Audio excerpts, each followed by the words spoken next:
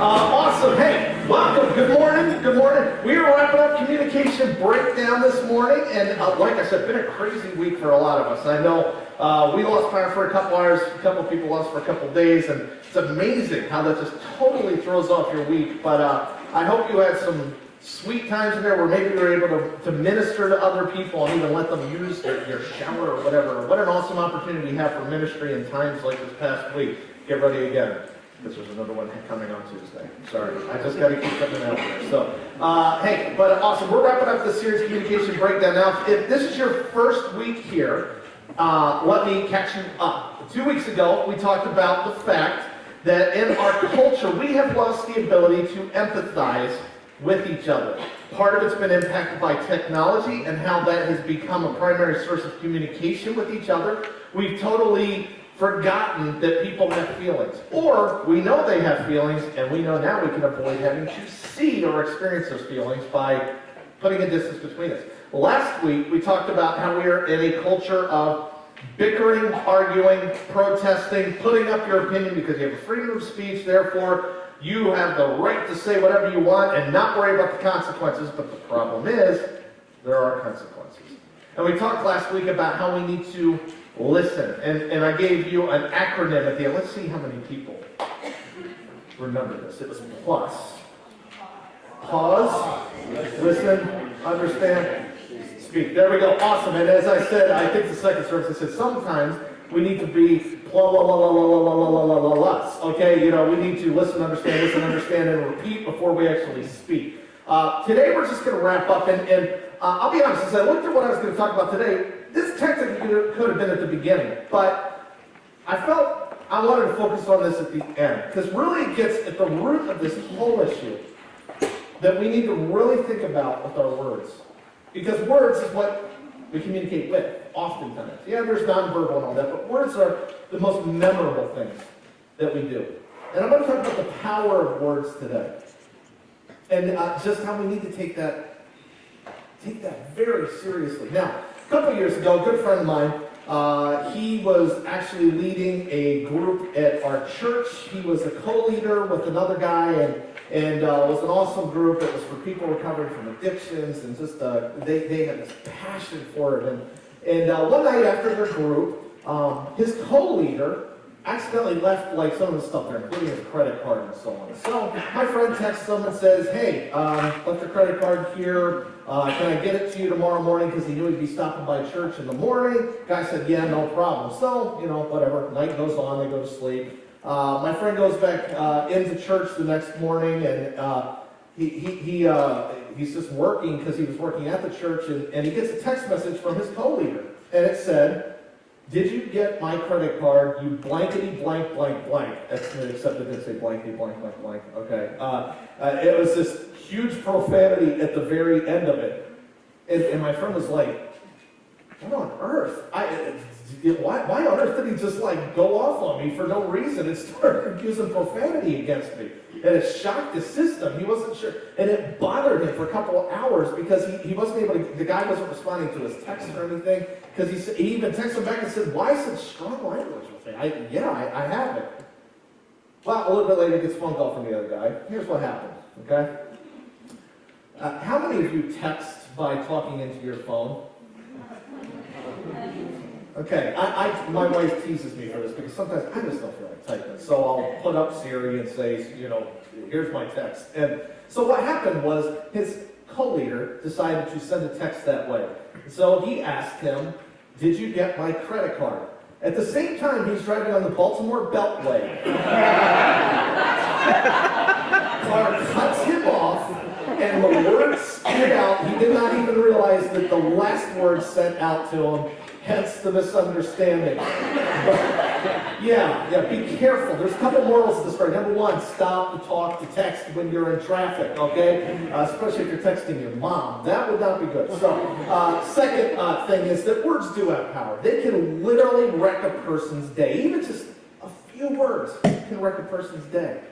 When you think about it, it's just a combination of letters that we send out, and yet it can control a person. Words have power. You've experienced this, I'm sure. And someone may have ruined your day today. I hope not, by something they said. And I'll be honest, the power of the words is shown in the fact that we oftentimes automatically go into psychoanalyzing what they meant, especially if it's like an imperfect form, like something technological. We start to read into what they really meant. And that may not have been their intent at all, but we're trying to decipher what they meant. Words have power. I'll tell you how else words have power. We oftentimes make determinations about another person by the words that they use. When we hear a person talk, think about this. We begin to assume we know what their background is. We assume we know their level of intelligence. We assume we know if they're people we want our kids to hang around or not.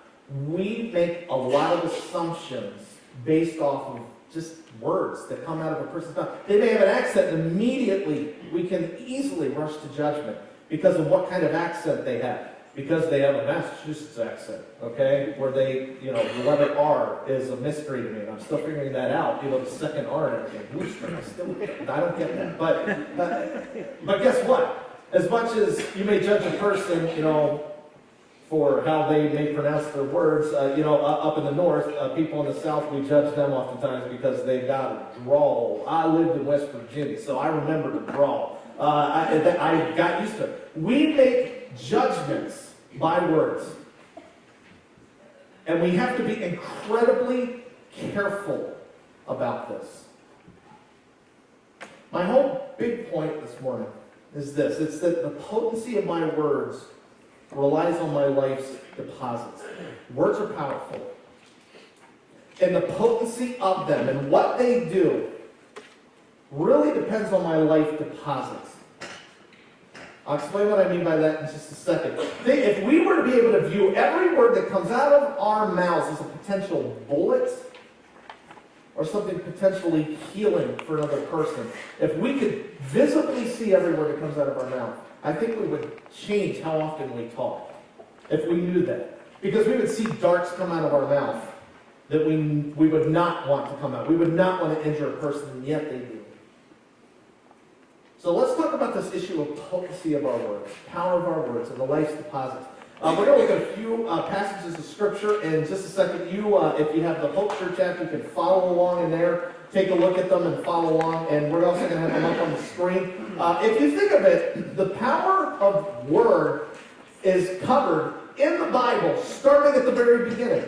Think of this. God could have created the world with his bare hands. He could have used angels. He could have done anything. But no, in Genesis chapter 1, God spoke the world into creation. That's pretty powerful, that he could speak a whole creation into being. And we see God, the power of his word, all throughout God's word, the Bible, which is another thing that is incredibly powerful. Our faith, we build it on a lot of what we read out of God's word. If you don't believe in the power of word, the Bible is a testament to the power of God's word, because people who read God's word are often changed by it. It confronts things in their life. It encourages them. It's why we go to it when we need hope. There is power in words. Jesus also displayed power in his words. One of the stories I always remember as we're getting close to Good Friday and Easter was in one of the accounts in the Gospels is that when the guards come to arrest Jesus, they ask, which one of you is Jesus? And he says, I am he. And in this one account it says that the guards literally fall backwards because of the power of what he said. That's pretty powerful. And then the next day he says, Father, forgive them. They don't know what they're doing. And then he says, it is finished. There was power in Jesus' words. He didn't waste them. And so as we get into our first passage of Scripture out of Proverbs 18:20 to 21 says this, from the fruit of their mouth, a person's stomach is filled. With the harvest of their lips, they are satisfied. Catch this verse. The tongue has the power of life and death, and those who love it will eat its fruit. I want to break this verse down and explain a little bit, because some of us are like, okay, what on earth is it talking about fruit and stomachs and all this stuff and then words? It says here, from the fruit of their mouth. It's talking about the words that we produce from our mouth. A person's stomach is filled. We fill a person's stomach, and we oftentimes are filled by other people's words, for good or for bad. It fills the stomach within us.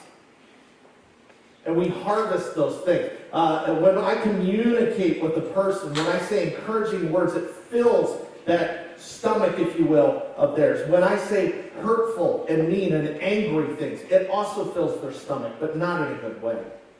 They reap the harvest of my words. And it says the tongue has the power of life and death. The greatest evil and the greatest good is in this little piece of flesh in my mouth. I can destroy a person with my tongue. Literally, for years I can destroy them. Yet I can also build them up for a lifetime. Those who love it will eat its fruit. Well, I don't know if this is talking about there. Easy. If you like to talk, you're going to suffer the consequences of talking, for good or for bad. If you are constantly negative, you're going to reap that fruit. If you're positive, you're going to reap that fruit. Once again, power of life and death in our tongues. There was another version that shared with me out of the Message of this verse, and the translation said this: words kill, words give life. They're either poison or fruit. You choose. Your words are either poison or they're fruit for somebody. How are we using them, and how are we choosing to use them? The power of life and death is a strong thing. And we understand this whole thing that words have power of life and death in a very everyday way. If I was to ask you, what is your favorite song lyric? Or what is a line of poetry, or maybe out of a book that you can recall it? Maybe a movie line for you. There was a movie that had a significant impact to you, I think of this because, being from Philadelphia up until this year, we had our favorite pretend champion, Rocky. And Rocky, in the last Rocky movie they had, he said this: you, me, or nobody, I'll refrain from the accent, you, me, or nobody is going to hit as hard as life, but it ain't about how hard you hit.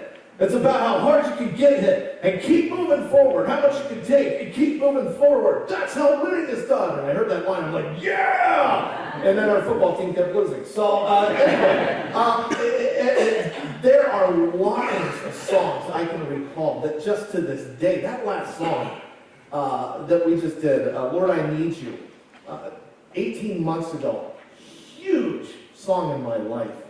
And there's lines in that song that to this day just comfort me and encourage me and are really the cry of my heart. I know we all have them. None of us are oblivious.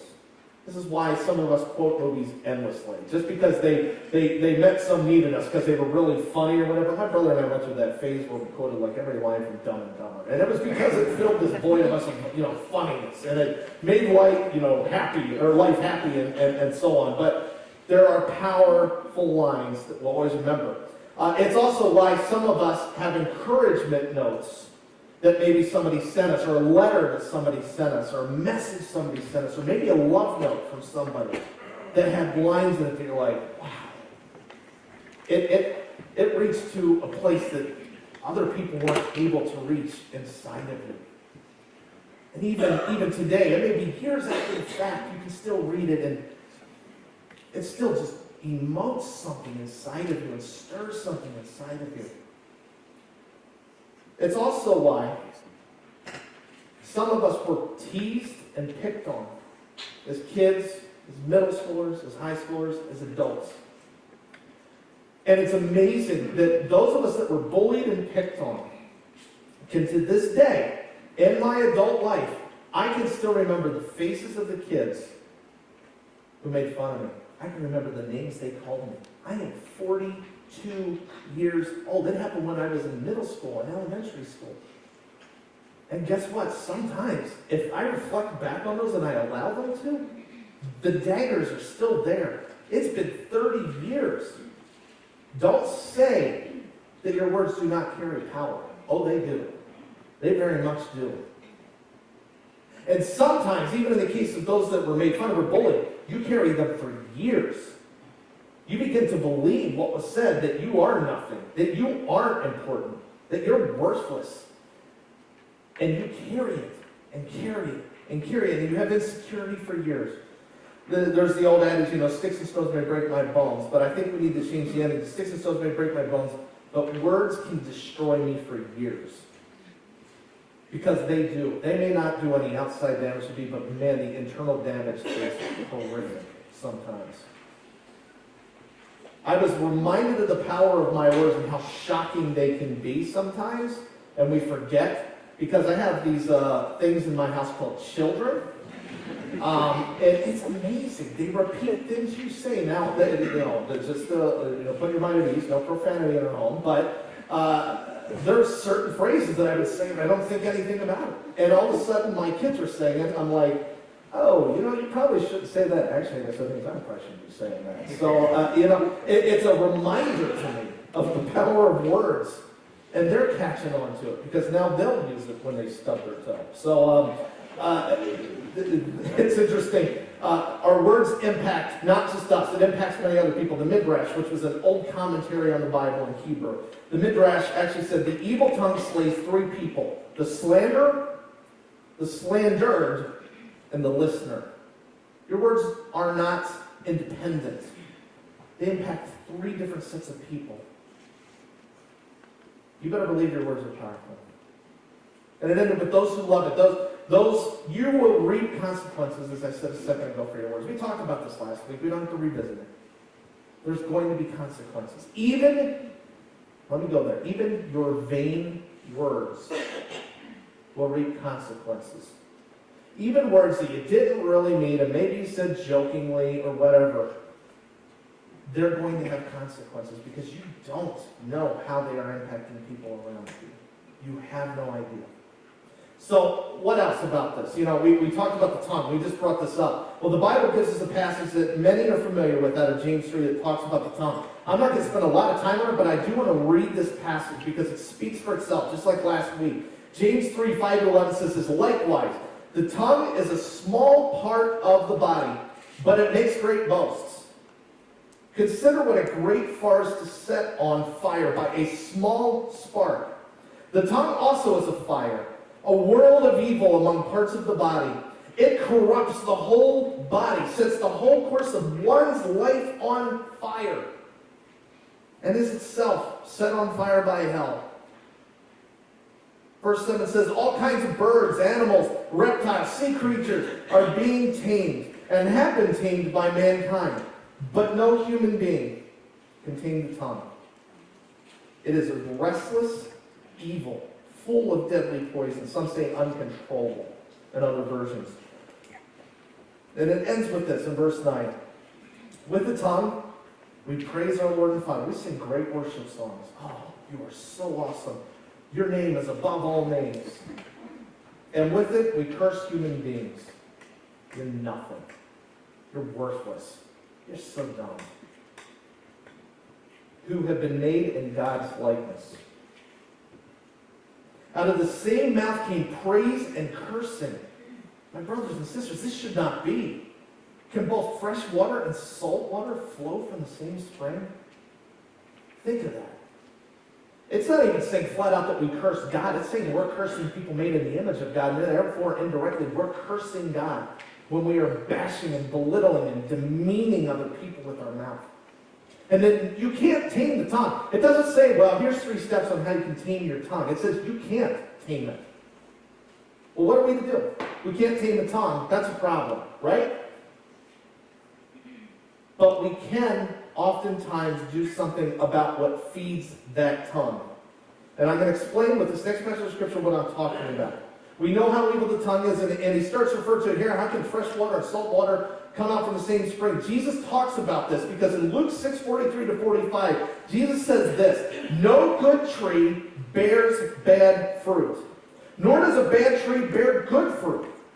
Each tree is recognized by its own fruit. People do not pick figs from thorn bushes or grapes from briars. A good man brings good things out of the ground, stored up in his heart. And an evil man brings evil things out of the evil stored up in his heart.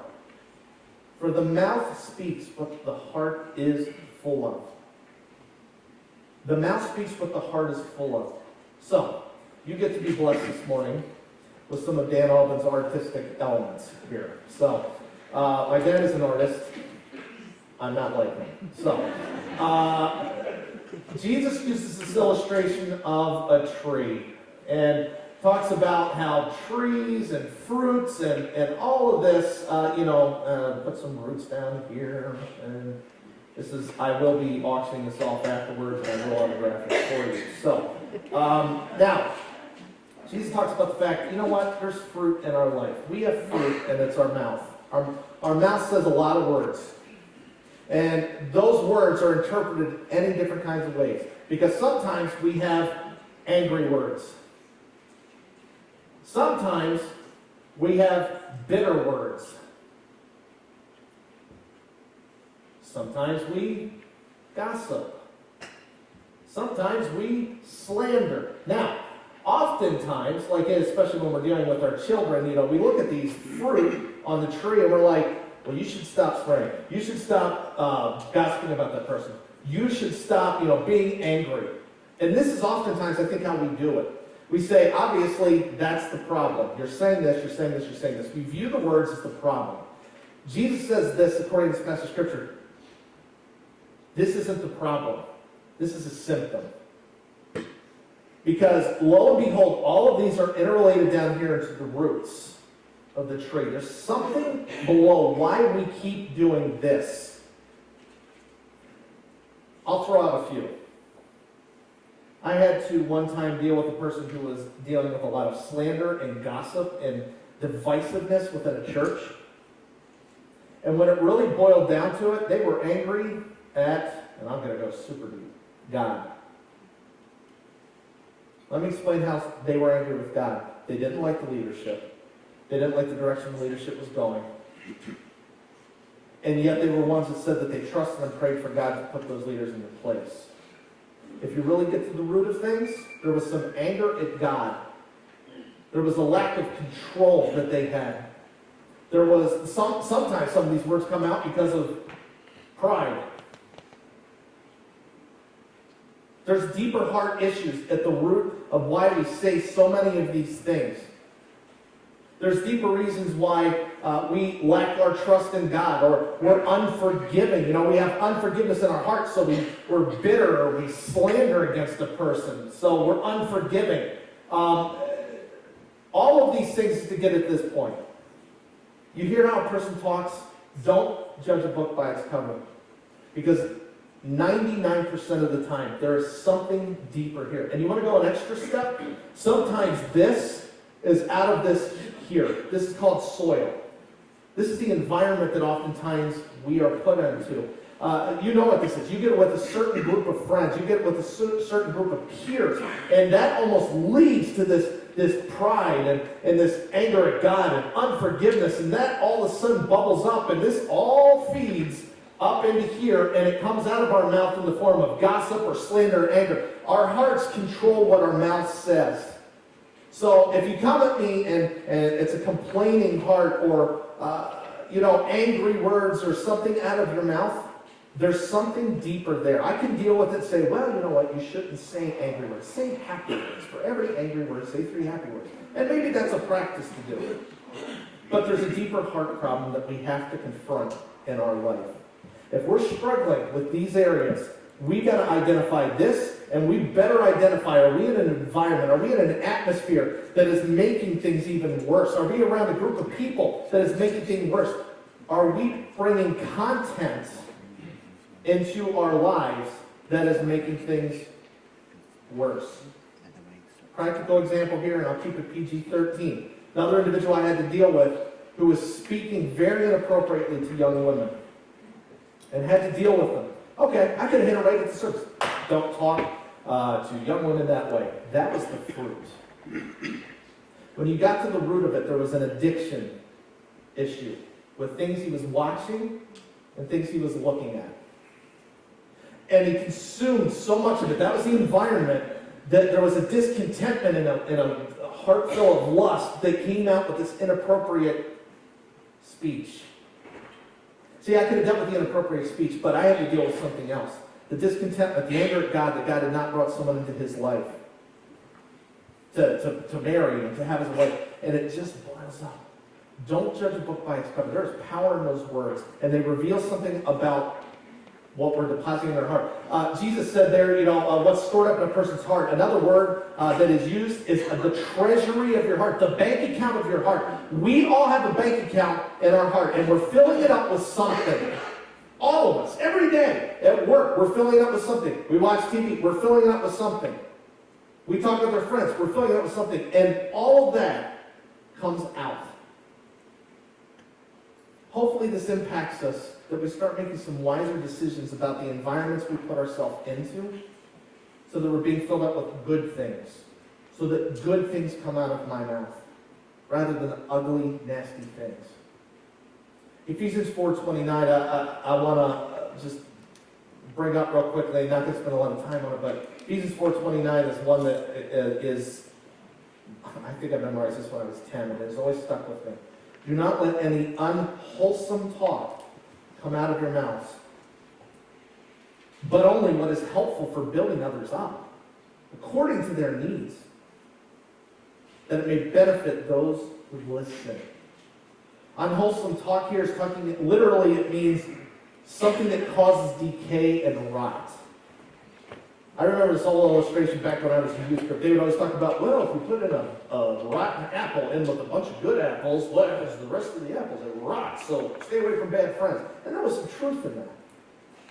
But sometimes those rotten apples are the things coming out of our mouths, and they're decaying other people and causing others to stumble. And we can sometimes be inconsiderate of other people and think, well, we should be strong enough to be able to handle this. We're adults. But the truth is, we're humans. And oftentimes those rotting, decaying words help another person begin the process of decay in their own life. So what kind of words should we have? Uplifting, edifying words. Words that make them able, that encourage them, that push them towards Jesus, not push them and drag them away from him. And again, it all goes back to what we're rooted in and what we're filling our tanks with. Because, as I said, big idea today, the potency of my words relies on my life's deposits. So what are you depositing into your heart?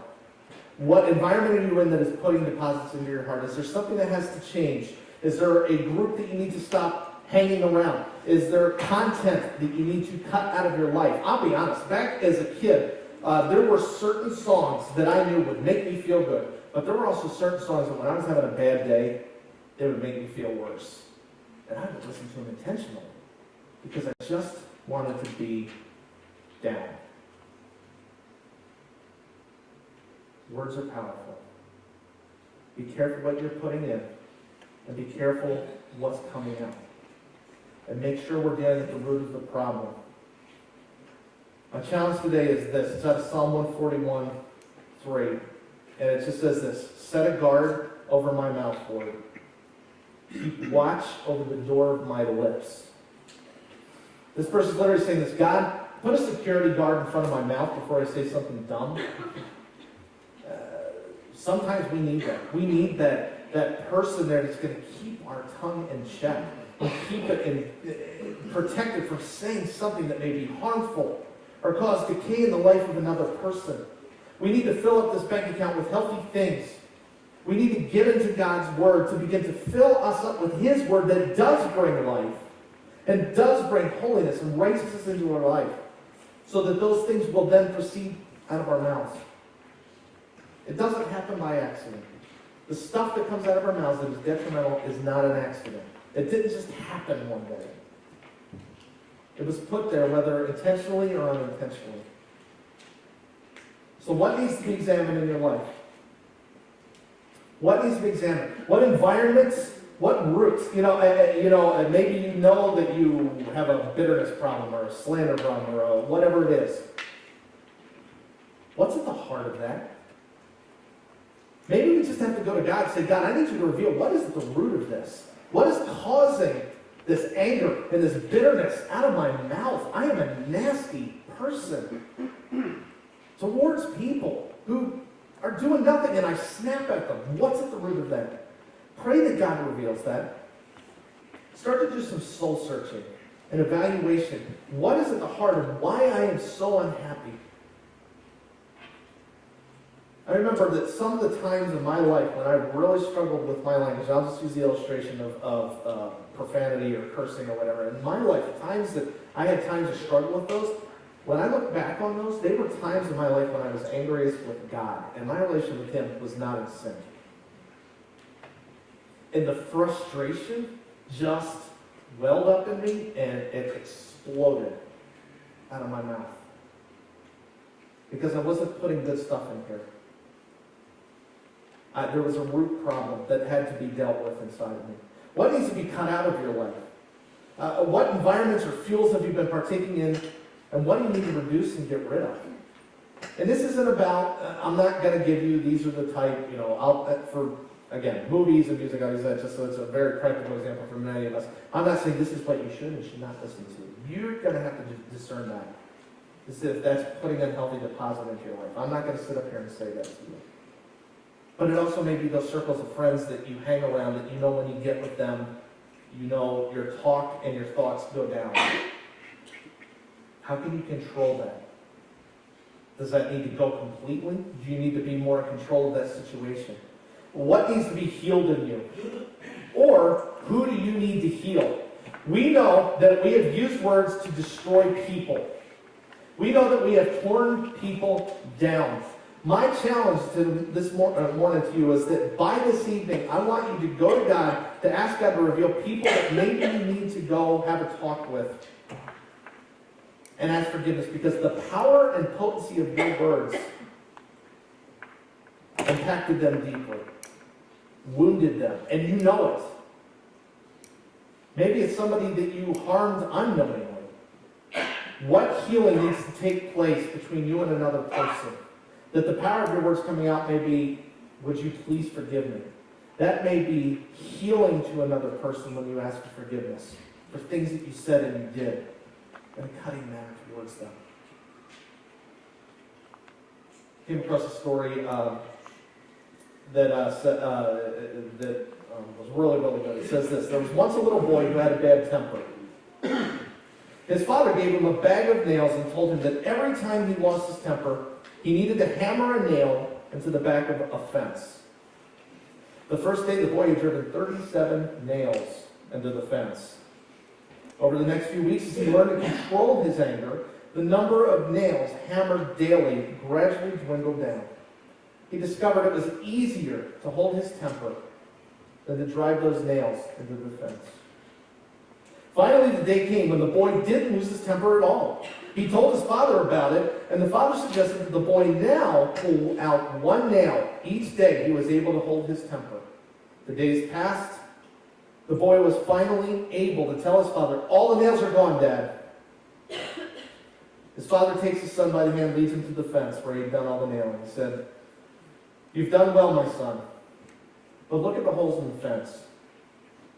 This fence will never be the same. When you say things in anger, they leave a scar, just like these nails did to this fence. You can put a knife in a man and draw it out. It won't matter how many times you say, 'I'm sorry.' The wound is still there." The little boy then understood how powerful his words were. He looked up at his father and said, "I hope you can forgive me, Father, for the holes I put in you." His father said, "Of course I can." Words can build a person up, and words can completely destroy them. Who have I wounded? Who have I hurt with this? And I've never made peace with that. I'm going to pray that God reveals those people to all of us, and that the healing and the fellowship can begin again with these people. That we would humbly ask for forgiveness. That we would take control of our environments and the roots, so that healthy things come out of our mouth. Let's pray. God, how